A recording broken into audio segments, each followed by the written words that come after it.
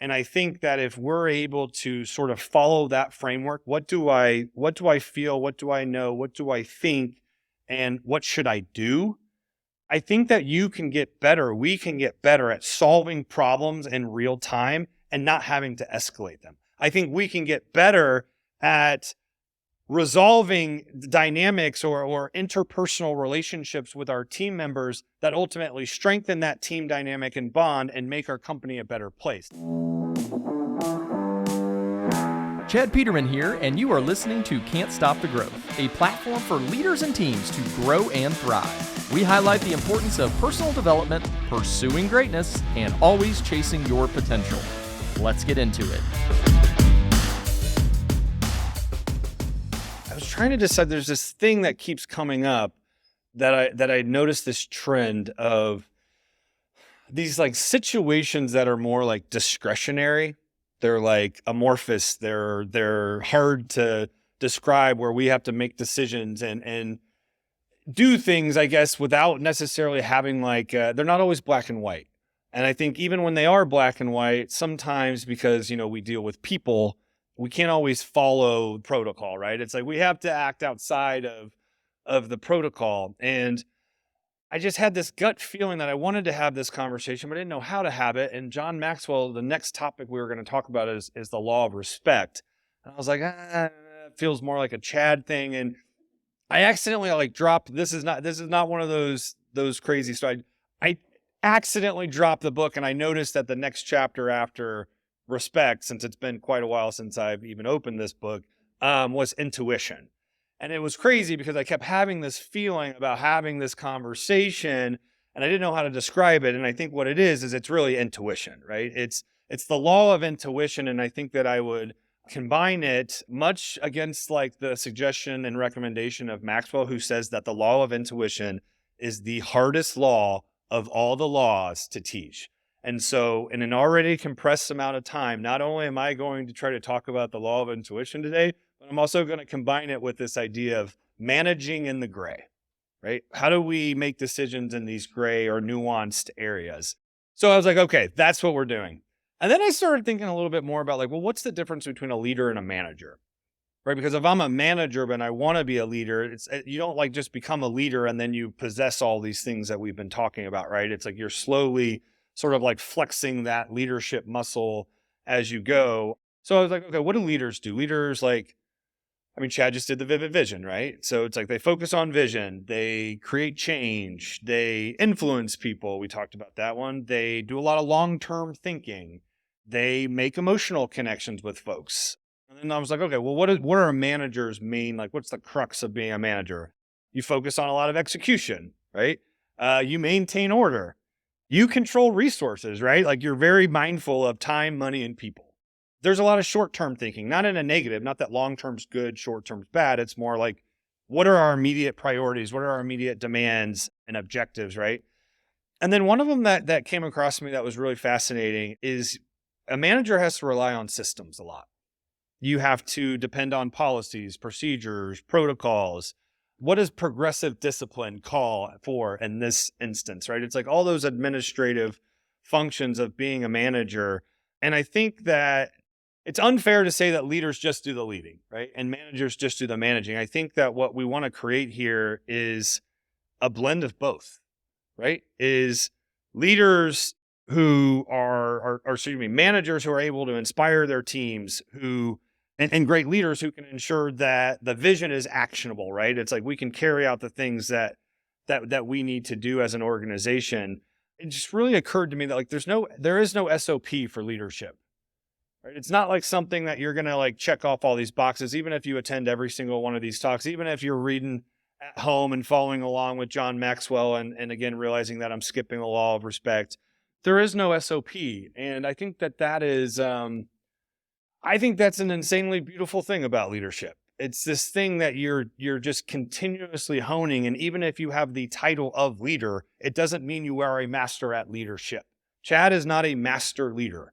He's in a leadership position. And I think every single day, his objective is to show up and leave this property knowing that he's better at what he was the previous day. And I think that should be all of our goals. But I just think it's such a cool thing that we get to gather once a week.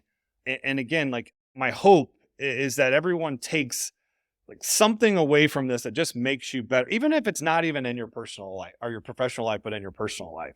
I think getting together for those 30 minutes, but I want to be clear that like finishing a curriculum on like leadership doesn't make you a leader, right? It's like an investment day in and day out to seize opportunities. Speaking of leader, there's what's his name? He writes all the biographies. Isaac, he did the Steve Jobs one. He's done a lot of them. That was a piece of work. I always found Steve Jobs to be like a fascinating character. I think like most people know, Steve Jobs, he was fired from his job, right? Like, and then he came back and was CEO of Apple, and it went on to become Walter Isaacson. There it is. Sorry, it just was going to bother me. Most people know about that whole story, but I think what's a really interesting thing about Apple is, Steve Jobs and Steve Wozniak start this company in 1976 in their garage. Peterman brothers started in a garage. Pretty cool parallel. Beech Grove, Indiana, a little bit different than Cupertino, California. Pete Peterman, I have a disagreement with that. But anyway, it's like 4 years later, they take Apple public, right? One of their first products was actually like a do-it-yourself computer that you built at home. And then they launched the Apple II, which was like a mass-produced computer, right? And like Apple's crushing it. They go public within 4 years. 40 people become millionaires overnight. It's a resounding success, excuse me. Oh, by the way, 84, the Macintosh comes out. Correct me if I'm wrong on this. It's like the first computer that's it's got a graphical user interface, a GUI, right? And a mouse, which Steve Jobs actually, he hated those. But anyway, Steve Jobs gets pushed out in 1985. Apple then kind of lingers on for about 10 years. Sales are declining. They've made some bad investments in specific products. Steve Jobs, all the meanwhile, he's working on this other side project and company that he's running called Next. And Apple doesn't hire Steve Jobs back. Apple goes and acquires Next and then uses that as a conduit to bring Steve Jobs back into Apple. The thing that I don't think people talk about enough, and let's be clear, like Steve Jobs he is a great leader in a lot of ways, but I would say a very controversial one, right? It's like every positive thing you said about him had like a but after. It'd be like innovative. I was like writing these down, like innovative, but lacked empathy. Charismatic, but polarizing. Visionary, but demanding. Like he rubbed a lot of people the wrong way. He expected a very high standard, right? And when people didn't meet that, he was a little bit, I would say, overly callous in how he interacted with people. And so I think that like polarizing character of who he was takes a lot of like the limelight of like what he did. But when he gets back into Apple in 1997, he makes like these really important decisions. And I think that he used very minimal data or logic, yes, but data, right? He's just like, this is what I think needs to happen. So he fires the ad agency that Apple's using at the time, and he creates up a competition, right? Where these ad agencies are going to compete to work with Apple. He also takes their, the different products they're working on, the different ideas, the different things they have going on, which I think we can relate to, all the things we have going on. He takes it from like 70% of their product offering goes down to 30% nearly overnight. One of those things, and I remember when my dad got this thing, was the PDA, the personal digital assistant, which he used 0 times. But Steve Jobs was like, yeah, we're scrapping the PDA. And it was like, but why? Everyone's just like, I can just tell you these are not the thing, right? Like, he scraps the PDA and then he starts getting them focused. He's like, music, there's going to be this resurgence in music, right? And so Apple in 2001, they launched the iPod, right? And whether you had a Nano, a Mini, I forget what the Shuffle, I don't even remember what the original was called, like completely revolutionized like how we interacted with music, right? And then, of course, this like created the framework for what then in 2007 becomes the iPhone. And it's like I look across the room and I see them everywhere, right? And I think like Apple is such a great example, and Steve Jobs, of following one's intuition, right? He had this sense. And I think the reason that Mexwell says that intuition is the hardest thing, because it's like we all start off at different places with intuition, right? There's a lot of what he calls it natural leadership gifting. which is like a very like interesting way of describing this. The way that I sort of like it resonates with me is like, okay, I've been in leadership positions throughout my career, and I was like, what are the things that like maybe gave me an advantage to like be able to adopt or learn or implement or incorporate certain like assets as it pertained to leadership. And I was like, okay, well, I was one of 6 kids. So it's like I grew up in a house of 8 people. It's like maybe having to interact with people all like at a young age gave me a little bit of natural leadership gifting because I played sports. I played a lot of sports. Maybe that added to this natural leadership gifting. I played quarterback and football. Maybe that because the position itself was a leadership position. And so I think that the reason I bring that up is like we're all starting from different places in terms of where that natural leadership gifting is coming from. But I think what's really cool about intuition is it's like not something you have or don't have. It is truly something that you can hone. And I think that the better we are able to like recognize opportunities to hone it, the better we can be at managing in these gray situations. And so just to kind of start us off, I know it's like start us off, but we're already 15 minutes in. It's crazy. In terms of like intuition, Maxwell says that intuition is the ability to see what is invisible to others, but it takes experience and self-awareness to sharpen. Like if I think about a field professional, for example, it's like you're exceptional at what you do because you're used to fixing problems without overthinking. You fix problems without overthinking the problem. You just fix it. And I think leadership intuition, it requires you to do that same thing, but it's for people and situations instead of systems. And that is like an incredible flip in what you're being asked to do, right? Your ability to have intuition, to read situations, to read people, even when the details or the data isn't so obvious or clear. And I think that is the skill, like intuition is the skill that allows you to manage in the gray, like to manage in those situations where I don't know how do I proceed from here? The answer is not necessarily clear. And as much as this might bother some folks, even in HR situations, I don't think it's always black and white.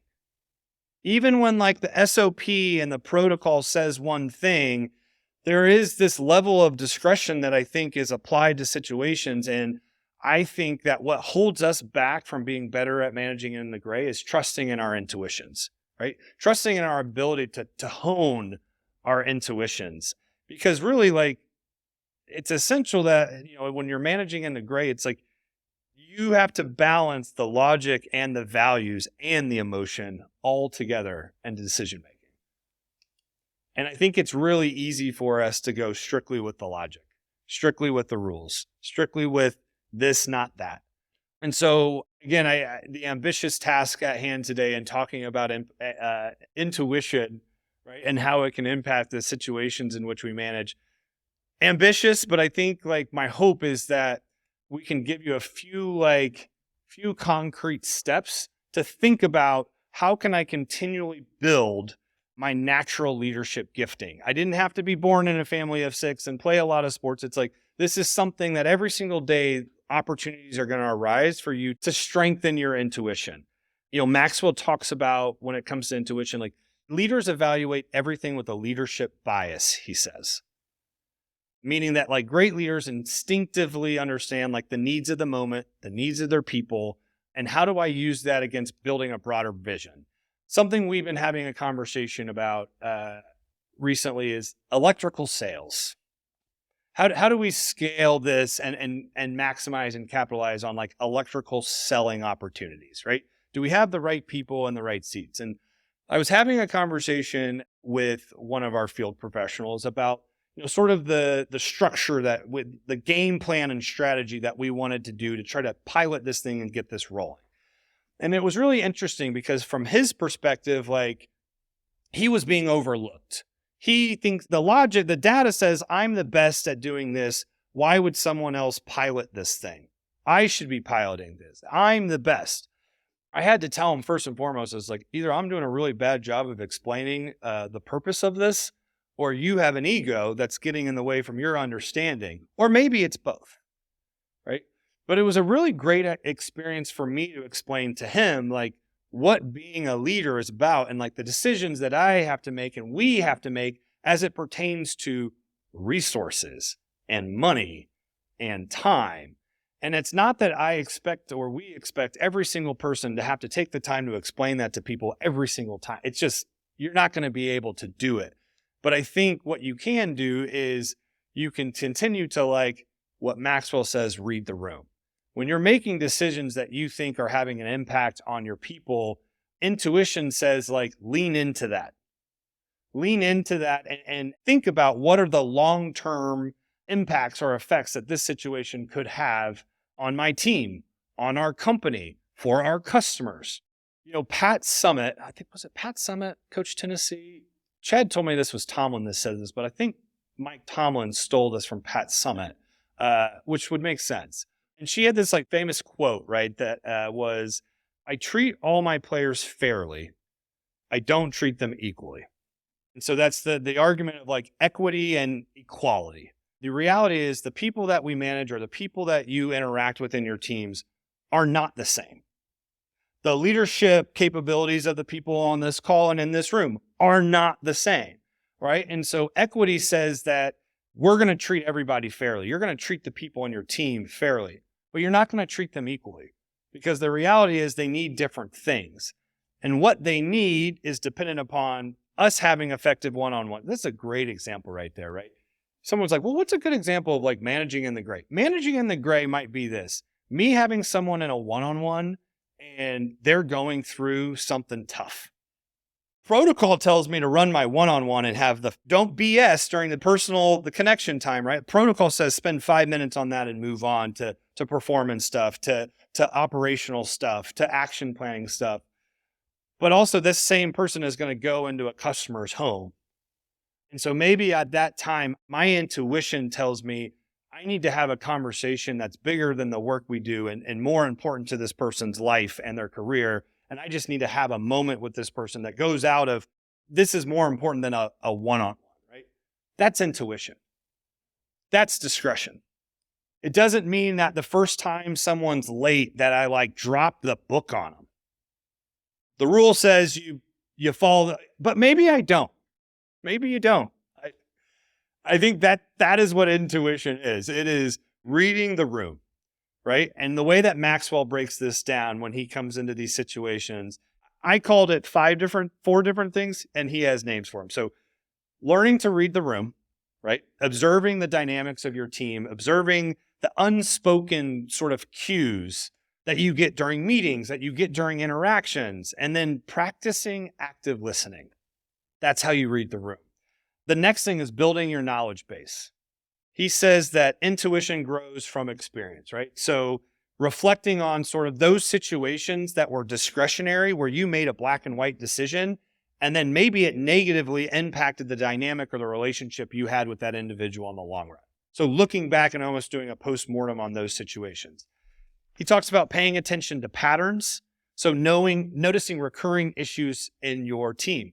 Well, attitude reflects leadership. So if you start to see trends in your team, that's probably a reflection of something that you're doing or not doing, but also it could inform decisions before they escalate into something worse, right? And then one of my favorites here, this is a big Deb-ism. I've never said Deb-ism before, so she's probably chuckling in her office right now, which is trust but verify. So it's you're using intuition to guide your decisions, but you back them up with facts when you possibly can. So Maxwell talks about this in the frame of like, think about when you're encountering these situations, what do I feel? And that doesn't mean like, am I happy? Am I sad? It's like, what is my gut telling me about this situation with my direct report? What do I feel? And then it's, what do I know? What do I know to be true? Do I know that she takes custody of the kids late at night, 3 days a week, and in the mornings, it's an absolute shit show? And like, do I know that? Do I know like the things that are external factors that happen in my direct report's personal life that impact their ability to maybe perform at the level I want to? And that's not to make excuses for them, That's just to, again, build your intuitive muscle and how you approach people, because we treat people fairly. We don't treat them equally. So what do I know? And then what do I think is really important, because it's me taking what I feel and what I know and thinking about them and pairing them together to make, again, logical decisions that are paired with my emotions. And then lastly, it's like, what should I do? What should I do? I think like one of the most more painful experiences I've had working at Peterman Brothers from like a leadership perspective is hearing a manager say they don't feel like they have autonomy, to feeling like they're micromanaged. And I think the last thing we would, again, this company was started by a guy who quit another company who he thought was doing shady stuff and started out on his own in a garage, right? I don't know if that was just like pure intuition or just pure brass. It's like taking a risk is what that is to me. And I think that when I think about these discretionary situations, I would prefer that you have the confidence in your intuition to make decisions that are almost like lower stakes, gray area decisions. I'm not saying don't follow HR policy. I'm saying that I think that there's this trend that I've seen as a leader about these discretionary gray situations. And I think that if we're able to sort of follow that framework, what do I feel? What do I know? What do I think? And what should I do?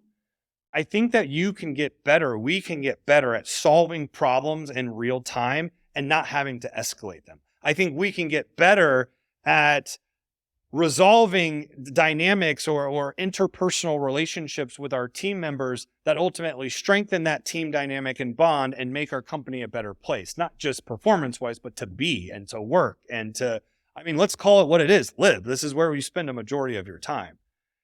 Intuition, it's not just about instinct. And I know that's probably why Mexwell says it's such a hard thing to teach. It's about interpreting the situations, right? It's about understanding people and honing that intuition over time. And so my challenge to you is to kind of reflect on some of those situations that you've encountered that required your discretion, right? Because again, I'd rather you get to a place where you're told, hey, don't do it that way, than not doing it. Like, if you're going to fail full speed.